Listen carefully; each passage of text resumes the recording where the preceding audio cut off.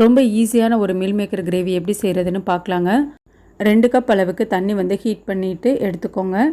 1 cup அளவுக்கு meal மேக்கரை சேர்த்துட்டு கொஞ்சமாக உப்பு சேர்த்துட்டு நல்லா பிழிஞ்சு இந்த மாதிரி எடுத்து வச்சுக்கோங்க. பேனில் கொஞ்சமாக எண்ணெய் சேர்த்துக்கலாங்க. காஷ்மீரி மிளகாத்தூள் சேர்த்துட்டு நம்ம பிழிஞ்சு வச்சுருக்க மீல் மேக்கரையும் சேர்த்துக்கலாம். இந்த அளவுக்கு நல்லா ஃப்ரை ஆனதுக்கப்புறம் அதே பேனில் கொஞ்சமாக எண்ணெய் சேர்த்துட்டு 2 பெரிய வெங்காயம் இந்த அளவுக்கு நல்லா வதக்கி எடுத்துக்கோங்க. இது கூட ஒரு 6 பல் பூண்டு அளவுக்கு சேர்த்துட்டு மல்லித்தூள், மிளகாத்தூள், கரம் மசாலா, சிக்கன் மசாலா சேர்த்துக்கலாங்க. நல்லா புளிக்காத தயிராக 50 ml அளவுக்கு தயிர் சேர்த்துக்கோங்க. தேவையான அளவு உப்பு சேர்த்துட்டு நல்லா மைய அரைச்சி இந்த மாதிரி எடுத்துக்கோங்க. இப்போ நம்ம கிரேவி செய்ய ஸ்டார்ட் பண்ணிடலாங்க. பேனில் கொஞ்சமாக எண்ணெய் சேர்த்துட்டு சீரகம், பட்டை, கிராம்பு சேர்த்துட்டு நம்ம அரைச்சி வச்சுருக்க மசாலாவையும் சேர்த்துக்கலாம்.